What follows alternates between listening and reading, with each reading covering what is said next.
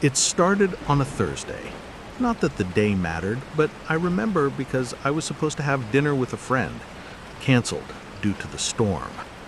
It had been raining all day, that persistent kind of rain that makes everything feel slower, heavier. My apartment sits on the ground floor of a quiet complex.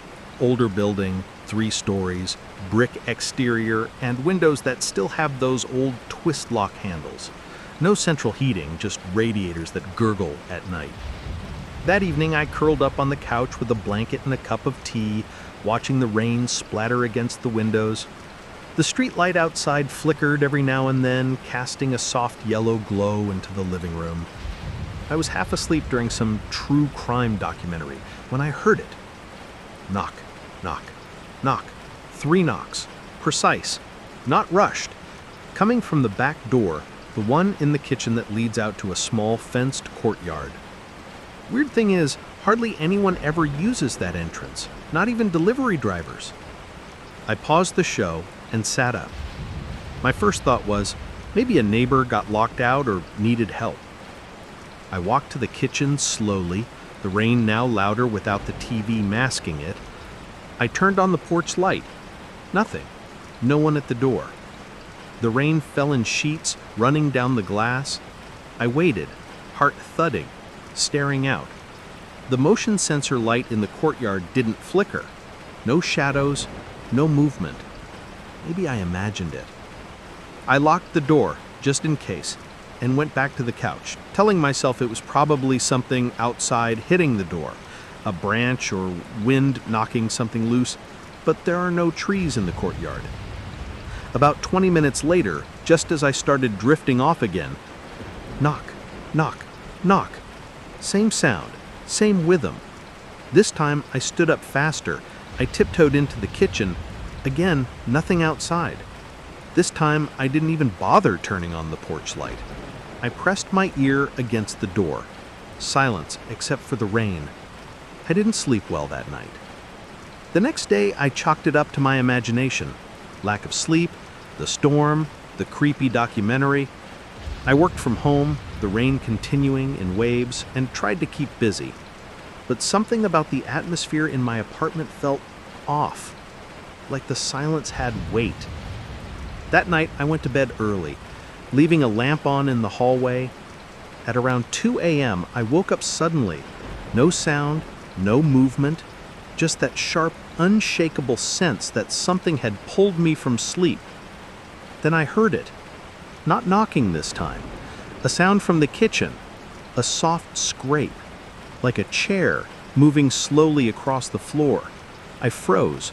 The bedroom door was slightly ajar, and from where I lay, I could see the dim light from the hallway and a faint shadow flickering. I told myself it was probably nothing. Maybe the radiator again or something shifting in the fridge, but that sound, that dragging scrape came again. I got up, grabbed my phone, and crept to the kitchen. Every step felt like it took forever. The kitchen was empty, silent, but the chair, the one I keep near the back door, had been moved, just a little, angled differently. And the back door, still locked, but the condensation on the glass was smudged, like someone had touched it. I stared at that mark for a long time. Eventually, I wiped it away and returned to bed, phone clutched in my hand, heart racing. Saturday came, still raining. I told a friend about the knocking. He joked it was just the rain playing tricks, said I was going stir crazy from being cooped up. I wanted to believe him. That night, I left the kitchen light on. I don't know why, maybe just to feel a little less alone. It was around midnight when the knocking came again. Knock, knock, knock. But this time, it was followed by something else. A whisper, so faint I almost thought I imagined it. Then again, knock, knock, knock.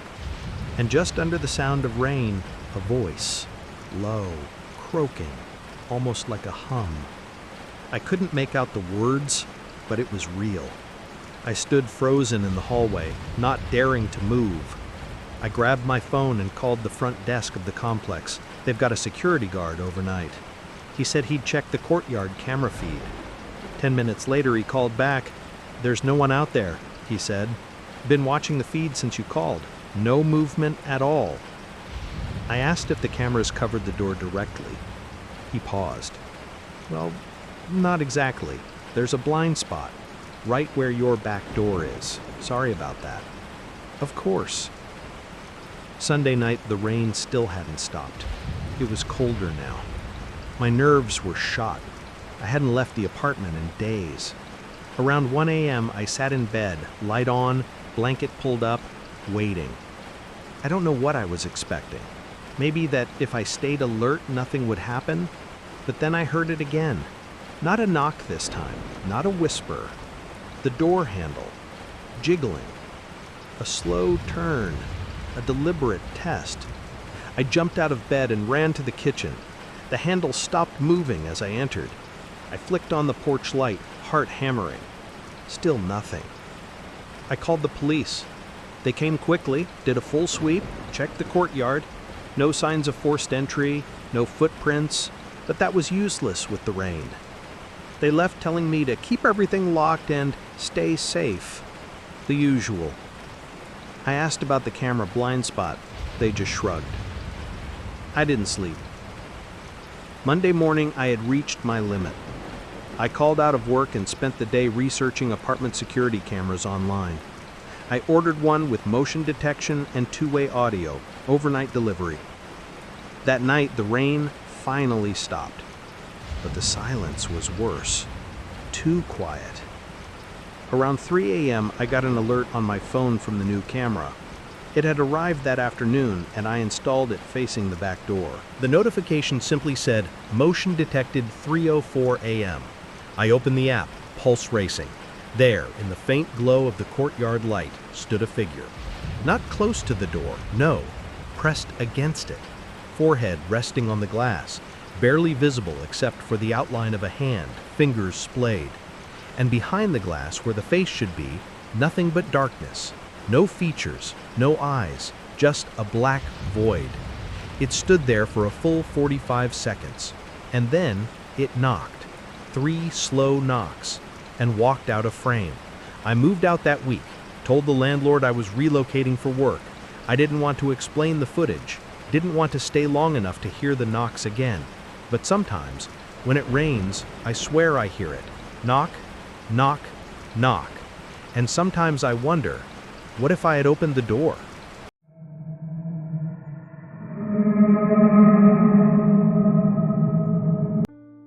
I was driving down a hollow road, a lonely stretch cutting through thick wood, around 1 a.m.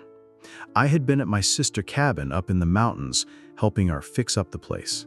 And now I was headed back to the city. I am David, 33, used to late nights and late drives. It always gave me the chills and the creeps. The trees were so dense they blocked out the stars, and my truck headlights barely lit up the asphalt. The radio was just static no matter how much I messed with it, so I gave up and rode in silence, sipping up a warm energy drink. About an hour in, I saw something on the road ahead, a dark lum on the middle of my lane. I slowed down, thinking it was a roadkill. Maybe a deer hit by a semi, but as my headlights washed over it, my stomach turned. It was a deer, all right, but it was not just hit, it was torn apart. Guts spilled out, limbs twisted and half chewed, the head barely attached. I have seen roadkill, but this was brutal, like something went on town with it with claws and teeth. A bear, maybe? But even that does not feel right. No bear would shred something like that and just leave it. I sped up, trying to shake the image, telling myself it was just nature being messy. I was getting tired, my eyes heavy from the long day. I knew there was a little hotel up ahead, the Pine View, a rundown spot for truckers and hunters. I just needed a few hours of sleep before finishing the drive. About 20 minutes later, I saw the neon sign flickering through the trees. Half the letters burned out, but it was open. I peeled into the gravel lot, grabbed my duffel, and headed inside. The lobby smelled like damp coffee and damp carpet. The guy at the desk, a skinny dude with a name tag that said Gary, looked twitchy, his eyes darting around like he was waiting for bad news. He checked me in quick, barely saying a word, his hands shaking as he gave me the key to room 12. The place was dead quit, just the hum of vending machine in the corner. I sat in a creaky chair in the lobby, waiting for my receipt, when the door swung open and a guy walked in. Big dude, camo jacket, rifle slung over his shoulder. Definitely a hunter. He nodded at Gary, who looked even more nervous, and they started talking in low voices. I couldn't help but overhear. The hunter, who introduced himself as Tom when I wandered over, was saying something about the woods. "Something wrong out there," he said, his voice rough. "Found 3 deers torn up like they were put through a shredder. Not a bear, not a cougar, something else." Gary just nodded, whipping sweat off his forehead, muttering about how nobody been hunting lately. I chimed in, mentioned the deer I had seen on the road. Tom's eyes narrowed. "Same thing," he said. "Too much blood, too much rage." He said he had been tracking whatever it was for days, but it was fast, just stayed out of sight. Gary cut in, voice sharp, telling us to keep it down, like he was scared someone or something might hear. We talked a bit more. Tom said the woods felt off, like the animals were spooked, even the birds gone quiet. I did not have much to add, just said the road felt creepier than usual. After a while, I was too tired to keep talking, so I grabbed my keys and headed to my room. It was a small, musty box with a lumpy bed and a flickering lamp. I locked the door, checked it twice, and crashed hard, still in my jeans. I woke up to a scream. Not human, not animal, just wrong, like metal and flesh tearing at the same time. It was coming from outside, maybe the woods behind the hotel. My heart was pounding, and I sat up. The room lit only by the faint glow of a street light through the curtains. I checked my phone. 3:17 a.m. The scream came again, closer, followed by a low, wet growl that made my skin crawl. I grabbed my pocket knife from my bag, not that it had do much, and peeked through the curtains. The parking lot was empty, my truck sitting alone in the flickering neon sign. But beyond it in the tree line, I saw movement, something big, hunched, dragging itself through the shadows.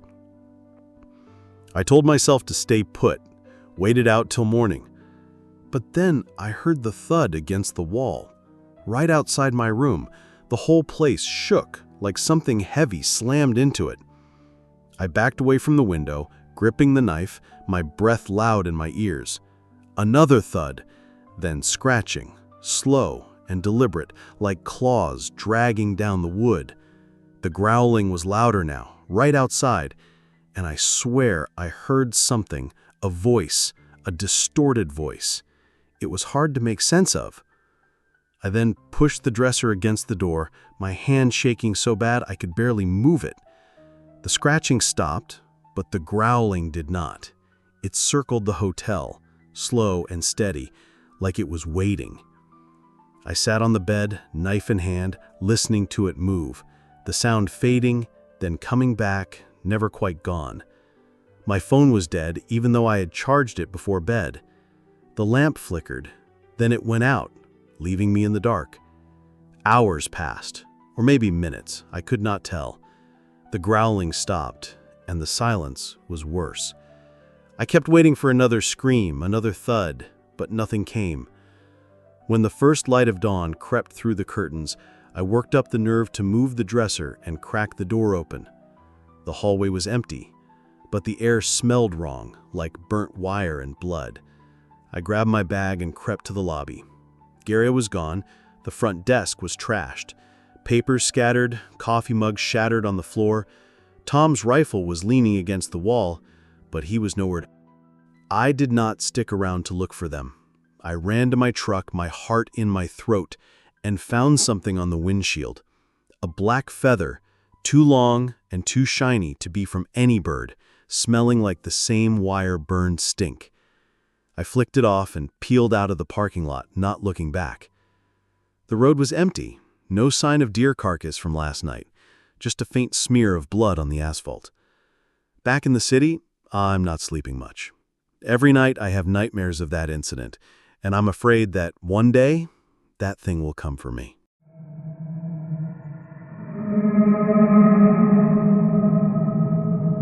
I never thought much about the creak in the third-floor hallway until the day it started following me. It was a Wednesday. I'd stayed late to finish a chem lab because I bombed the pre-lab quiz, and Mr. Hargrove has this thing about personal accountability. The school was mostly empty, just the janitor's radio drifting down from the gym and the vending machine humming like it was about to give up. I packed my bag, slung it over one shoulder, and headed for the stairs. That's when I heard it.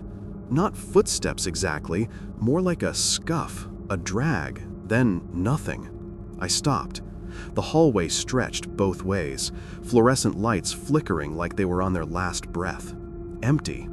I laughed at myself, the kind of laugh that sounds too loud in a quiet building, and kept walking.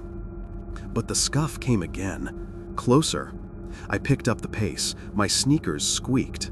The scuff answered, softer, like whoever it was didn't want to be heard but couldn't help it. I hit the stairwell, took the steps 2 at a time, and burst out the side door into the parking lot. The cold slapped me. I didn't look back until I was in my car, keys shaking in my hand. Nothing. Just the usual cars, the dumpster, the chain-link fence rattling in the wind. I told myself it was a rat, or the pipes, or my brain inventing drama because I'd watched too many true crime docs. The next day, I forgot about it, mostly. Then the notes started. First one was in my locker, folded into a tiny square and shoved through the vent slot. No name, just 3 words, in black ink. You dropped this. I hadn't dropped anything. I checked my bag twice. Nothing missing. I crumpled the note and tossed it in the trash by the cafeteria, but I kept thinking about the handwriting. Small, neat, almost pretty. Like a girl's. Or someone trying to look like one. Thursday, I found a Polaroid in my math textbook. Same handwriting on the back. Nice shoes. It was a photo of my sneakers, taken from behind, mid-stride, in the hallway outside the band room. I'd worn those shoes every day that week. The timestamp on the bottom said 2:47 p.m. I had band practice at 2:30. I started looking over my shoulder. Not paranoid, just aware. I noticed things I hadn't before. Like how the same hoodie, gray, frayed at the cuffs, kept showing up in the corner of my eye. Library, cafeteria line. Once in the reflection of the trophy case when I was tying my shoe. I asked around, subtly. Hey, you see anyone weird hanging out by the band room? My friends shrugged. Jake said, dude, it's high school. Everyone's weird. Sarah laughed and said I was being dramatic. Maybe I was. But then came the voicemail. I didn't recognize the number. I almost deleted it, but the preview said my name. I pressed play in the parking lot after practice, engine running, doors locked. Static, then breathing. Slow. Close to the mic. A whisper, barely there. You sound better when you're scared. The call ended. I stared at the screen until it went black. My hands were sweating. I drove home doing 40 in a 25, checking the rear view every 3 seconds. That night, I couldn't sleep. I kept hearing the scuff in my head. I got up, checked the locks 3 times, peeked out the window. Street was empty. Just the neighbor's cat stalking shadows. Friday, I skipped last period. Told the office I had a migraine. I sat in my car in the back lot, watching the doors. People trickled out. No gray hoodie, no one looking around like they were searching. I started to feel stupid. Then my phone buzzed, a text from an unknown number. You left early, disappointed. Attached was a photo. Me, in my car, right then, taken from the tree line behind the fence. You could see my face in the side mirror, eyes wide, mouth open like I was mid-sentence. I floored it out of there. Didn't stop until I was home. Doors locked, blinds shut. I called the cops. They came, took a report, said they'd look into it. The officer, Martinez, gave me that look, like I was some kid overreacting to a prank. That night, I slept with my baseball bat under the bed. Saturday, I didn't leave the house. Played Xbox, ate cold pizza, tried to act normal. Around midnight, I heard it again, the scuff, but softer, inside. I sat up. My room was dark, except for the glow of my monitor. The sound came from the closet, a slow scrape, like something dragging across carpet. I grabbed the bat, heart hammering so loud I could barely hear. I crept to the closet, yanked the door open. Nothing. Just clothes, shoes, the usual mess. I laughed, shaky, relieved, told myself it was the house settling. Then I saw it. On the inside of the closet door, written in the same neat handwriting, fresh black ink, still wet, "See you Monday." I didn't sleep. I sat in the kitchen with the lights on, bat across my lap, staring at the front door until the sun came up. Monday morning, I didn't go to school. I told my mom I was sick. She bought it. I stayed in bed, curtains drawn, phone off. Around noon, there was a knock. Soft. 3 taps. I froze. Another knock. Then my mom's voice. "Honey, you decent? Someone's here to see you." I cracked the door. Mom stood there with a girl I vaguely recognized. Short brown hair, glasses, gray hoodie. She smiled like we were old friends. "Hi," she said. "I'm Emily, from Chem.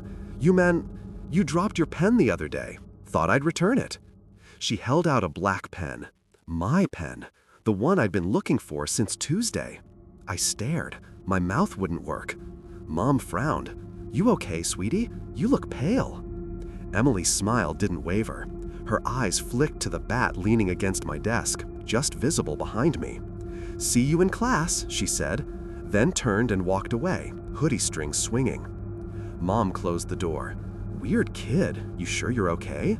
I nodded, locked the door, sat on the floor. The pen was warm in my hand.